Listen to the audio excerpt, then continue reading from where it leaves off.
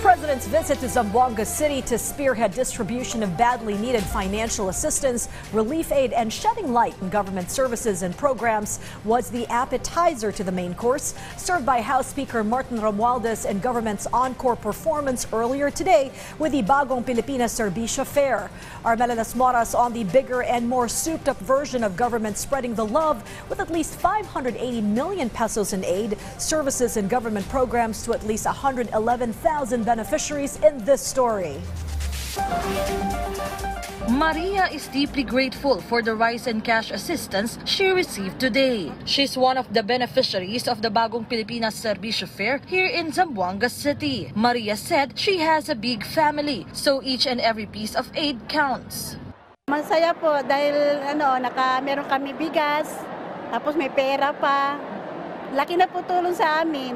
House Speaker Martin Romualdez led the launching of the program earlier together with over 80 congressmen and various local and national government officials. Overall, the BPSF, which brings government service and assistance directly to the people, has rolled out a total of 580 million pesos worth of aid to 111,000 beneficiaries not only in the city but for the whole Zamboanga Peninsula.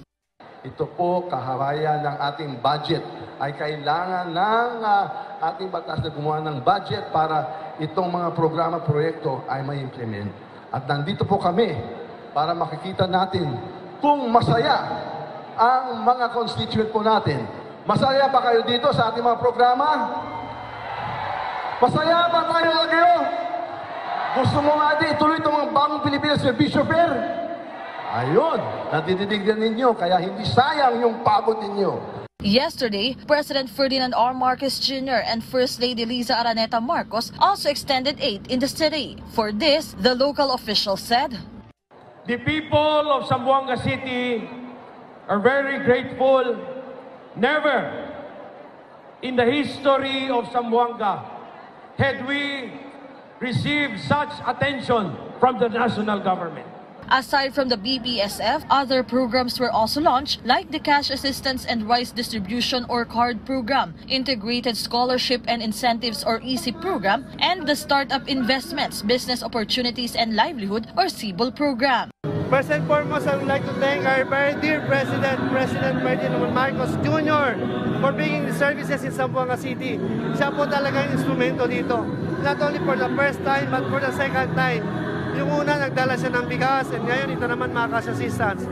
And sa Speaker Martin Romualdez, salamat din po sa pagtulong sa mga Zamboangueño. We would like to thank the national government for all the help, the programs given by the national government covered a lot of sectors, from fisher folks, farmers, to senior citizens, to people who are indigents, and now to business owners.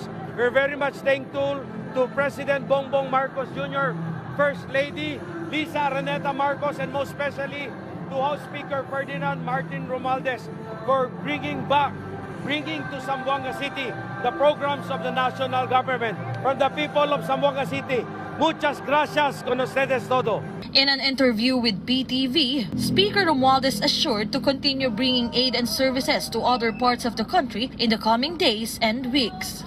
Marami pa. Abangan mo dito sa area na to, sa Basuta, sa Tawi-Tawi, pupuntahan din natin, Cagayan de Oro. Pero hindi lang dito sa Mindanao. Pabalik-balik tayo sa Luzon, Visayas, Mindanao. Pero ito, first time dito sa Region 9. Pero sisiguraduhin natin, lahat ng probinsya buong Pilipinas, aabutin natin.